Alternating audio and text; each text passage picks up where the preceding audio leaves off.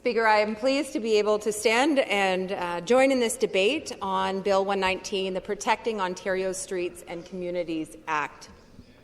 Bill 119 is another law and order framed omnibus bill. There are 16 different schedules in this bill that have quite a range of topics. But I would say that as we are talking about this bill, and we've had an important conversation about justice, about some of the specifics raised in this, I would say that our communities are not safer today than when this Premier took office. Our courts are backlogged. The opioid crisis has reached every corner of the province, and prisoners are literally walking out of jail. That's been something we have dealt with in the last couple of months. This bill, I would say, is damage control. This government has promised action on transit safety, retail theft, and animal welfare. None of that is contentious, but none of it is in this legislation. So I think that this is a matter of it can wait till regulation, but I hate when they do that, when it could be an important debate. We could make things better when we see it in the actual statute, in the actual legislation. New powers for transit special constables, the retail theft task force, and the ban on ear cropping, tail docking for pets have all been left to future regulations. And those regulations may or may not be a priority. One thing this bill actually does get right is finally acting on coerced debt for human trafficking survivors, but it has taken 3 years to get here. Bill 41, which achieved the same goal, received royal assent in December 2023 and was never brought into force. Survivors waited while the government consulted, delayed, and repackaged. So I will say it is better late than never, but victims did deserve better. So, Speaker, where is this coming from? Well, again, this is a kind of a justice and law and order bill, and the government talks a lot about that being a priority. But this is justice talk, not necessarily justice walk, is what we've got here. So the government, or this Premier, is leaving victims behind again. So while Bill 119 adds new rights for harassment victims on paper, it doesn't put a single dollar towards the supports that survivors actually need. Victim service organizations survive on grants instead of sustained funding. And the Victims' Compensation Fund was dismantled without a proper replacement.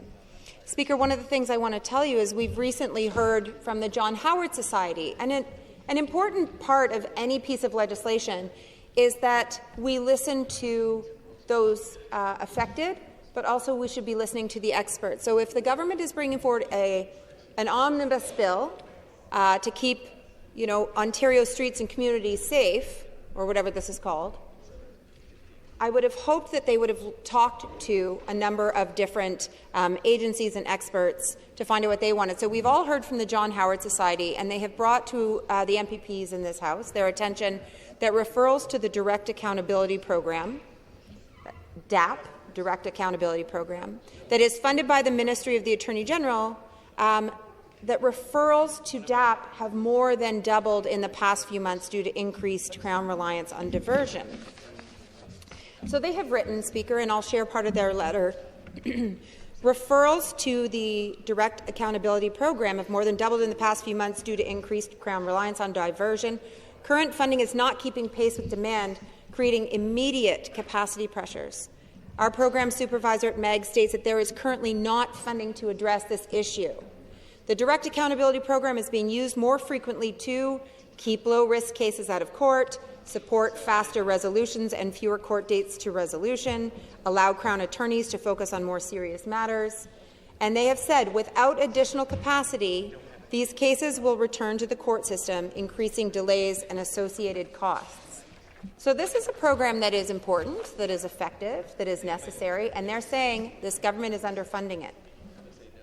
They've said, the request is, we are urging your support and advocacy for the Ministry of the Attorney General to allocate targeted funding to expand DAP capacity in line with current referral volumes. This investment, equivalent to the cost of one additional full-time staff member plus associated expenses, is essential to maintaining system efficiency, preventing bottlenecks, and ensuring ongoing cost control As demand increases, modest investment now will prevent greater costs and delays downstream. Shelley Lawrence, the Director of Community Justice and Residential Services, has signed this letter and sent it to all MPPs. But I want to read that last line again. As demand increases, modest investment now will prevent greater costs and delays downstream. We've all, I don't know about that, most people have heard the old adage, measure twice, cut once. Right? It's that use your head and save your feet. An ounce of prevention is worth a pound of cure, right? That idea of planning ahead.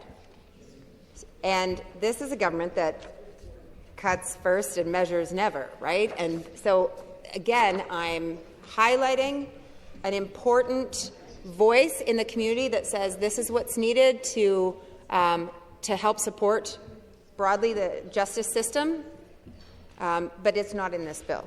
Right? And maybe the next one. So I hope they are listening to those who are bringing them good ideas. Speaker, recently in this House, in fact, just the end of last week, we were here during the debate for Lydia's Law, and I want to applaud my colleague from Waterloo who has invested her time, attention, her heart and soul in walking alongside Lydia and her mother and her family and survivors across Ontario in seeing this piece of legislation to the House through the process now a couple of times, and very unfortunately through a negative vote, right, where this government chose not to invest in this initiative, chose not to support Lydia's Law. I want to actually read some of what the member from Waterloo had shared. That over 40% of sexual assault cases in Ontario took over 1 year to complete, from the time of their first court appearance to the rendering of a final victim verdict. Even if they got a verdict, over 60% took longer than 8 months and over 80% took longer than 4 months. The median time required for a completion of cases was close to a year at 310 days. And that's if they make it to court, Speaker. I had a young woman in my office, unrelated, and she was very interested in Lydia's Law, wasn't able to come on Thursday, but brought to me her version or her story, had been to and through courts. She did get her day in court. Many don't. Opposite an accuser who had signed confession, all of the hospital paperwork that was necessary, all of the everything that was needed. She ticked every single box in terms of having evidence. But he was found not guilty. He was acquitted. And without getting into it here, there's a lot that can be learned from her story and her case that would help when it comes to training, that would help when it comes to how we treat a victim on the stand in a courtroom. And Lydia's Law is an important part, and I will read to you from Sharon, who wrote to me and said, I'm writing that you support Lydia's Law, Bill 112 for sexual assault survivors. It is to make the independent legal advice program more accessible to survivors, to review the victim quick response program, and to remove time limits for survivors seeking mental health support. These small changes will make a difference to me and to all of the survivors of sexual assault who face the criminal court system here in Ontario. The criminal court system is a challenging place to navigate for a survivor, and they need our support. And I would have imagined, thank you, Sharon, for your letter, I would have imagined that this government could have, at the very least, supported those small pieces in Lydia's Law. It's not a system overhaul. It was about supporting victims. And interestingly, the member who spoke on behalf of the government talked about that it wasn't enough, that the system was quite broken, this was too small. But that member, their private member's bill about restraining orders has made it into this piece of government legislation. That small piece that she suggested was worth doing, and we can all admit it. So if we can say that Lydia's Law was worth doing but just wasn't big enough, then by all means, take it, make it your own, put it into government legislation, do better. There are a lot of women who will not report, Speaker, because why should they? When they see that they are unlikely to get their day in court, when they see that reporting is unlikely to lead to charges and to someone actually serving time, it's very hard to make the case that it's worth reporting. And I will say, this is something that the member from Waterloo had shared with us. It's important to hold the Attorney General to account because she wants to know why these 1,639 cases were dispensed or stayed. Were survivors exhausted? Were they harmed by coming forward? Did they look at a system as hostile? Did they lose trust in the system? If I were the Attorney General, I would want to know because I would want to solve that problem. And that is why the Auditor General made the recommendations. I don't know why the Attorney General wouldn't want to know why women might not come forward, why survivors of sexual assault don't trust the system, by and large. Survivors, this also from the debate, survivors believe the offender wouldn't be convicted or adequately punished. 40% of women believe that, and they fear the court process. The court system is not seen as something that is going to help you if you come forward and disclose. The reporting rates and reasons for reporting are not the same in all communities for all survivors. Indigenous women, racialized women, disabled women are more likely to not report. They don't see themselves in the justice system, and they do not trust it. About 95% of survivors of sexual assault choose not to report to police, often because they believe it is unlikely that their report would lead to a conviction." End quote.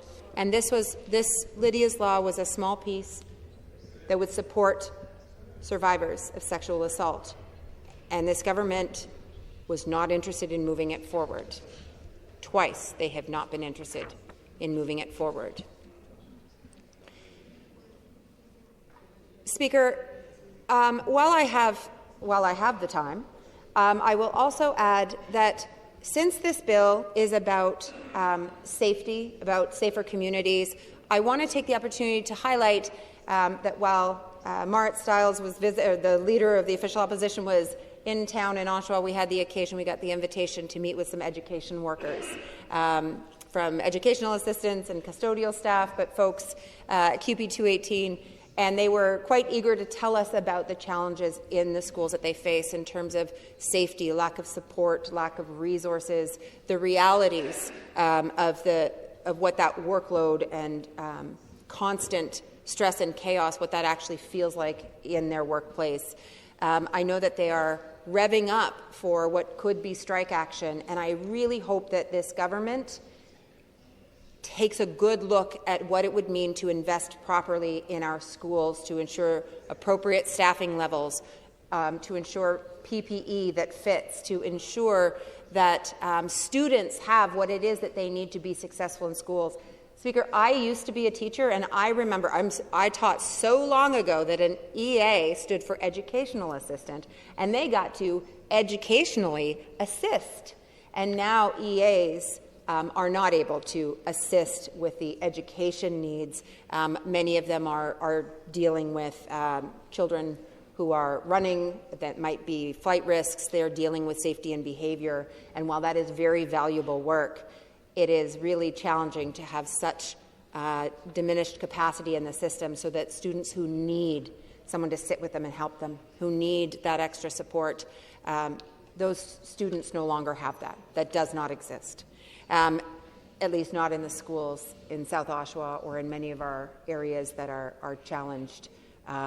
So I hope that the government will look carefully and invest appropriately, not only to avoid the strike, but to ensure that children across the province have the resources that they need and that everyone who works in a school has a safe and supported workplace.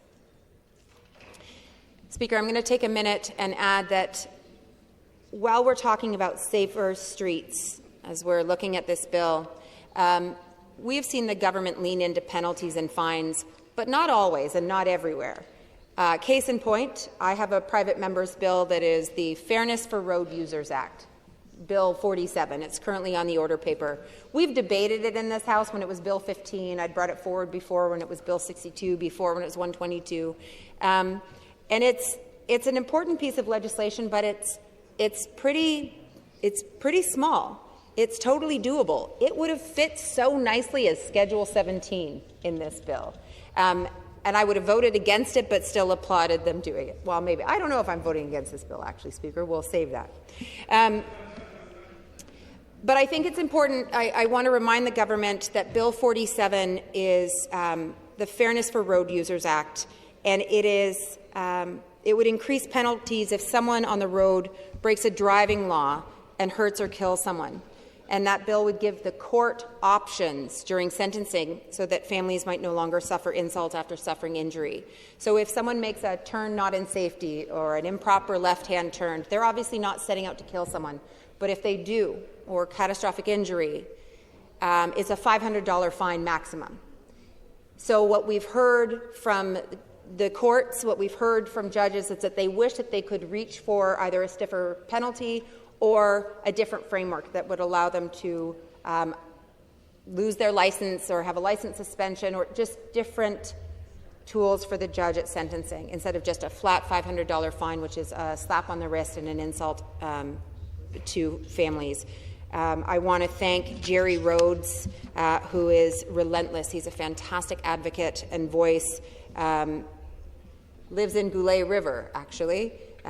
His MPP is here, so I'll be excited to pass along his letter afterwards. But he's a member of the Bikers' Rights Organization for 42 years, has been involved in moving this bill forward multiple times. When I had debated this bill in this House. It went to committee, different Minister of Transportation.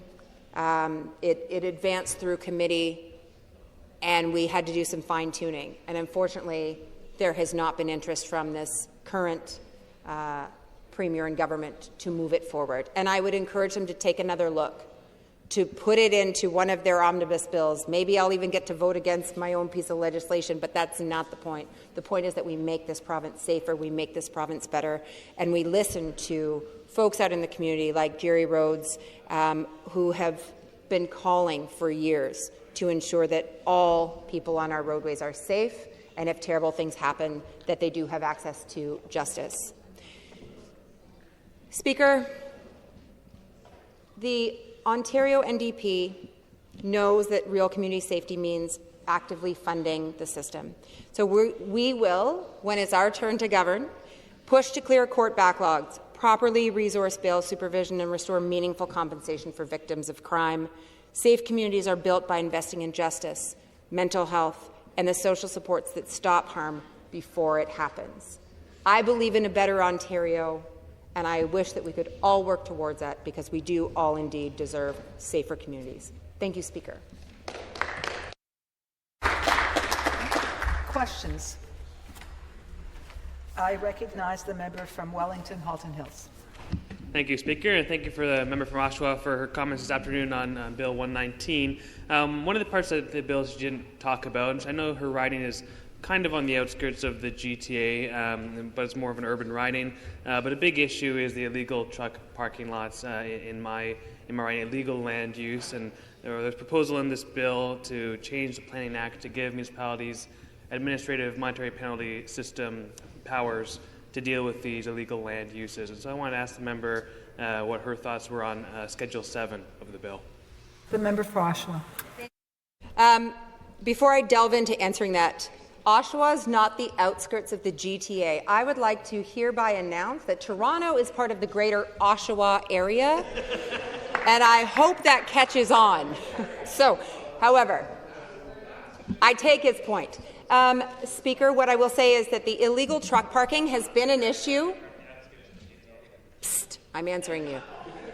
The illegal truck parking has been a real problem in the province. I was very pleased to see it in this bill. I was actually quite surprised that any of you were listening, no offense, because we have been raising it as an issue. There have been a series of petitions. We've been having meetings with the folks in the Dufferin, Caledon area, and it's ugly and problematic. But I would say that while I'm glad to see that in this bill, I also want to see the government move forward on more trucking safety. I mean, we could have that conversation for hours, but even in those areas with the illegal truck parking or truck yards, there they're doing crazy things. Those roads were not designed for those trucks. It is not safe for anyone who lives in those areas. It is absolutely a significant problem. I am glad to see that it is in this bill. That was a piece I quite appreciated, because I know it comes from communities, and I've been happy to be part of the team bringing that forward. Thank you, Speaker. Questions? I recognize the member from Sudbury. Thank you very much, Speaker, and thank you to my colleague from Oshawa. She spoke about the bill about protecting Ontario Streets and Communities Act for 20 minutes. And in the beginning, you mentioned, things that actually would help community, like Lydia's law, or funding for courtroom to reduce the backlog so people who are on trial aren't just ejected because they haven't been able to be tried on time, or prisoners who literally walked out of prison, and I think there's still 2 of them wandering around our streets right now.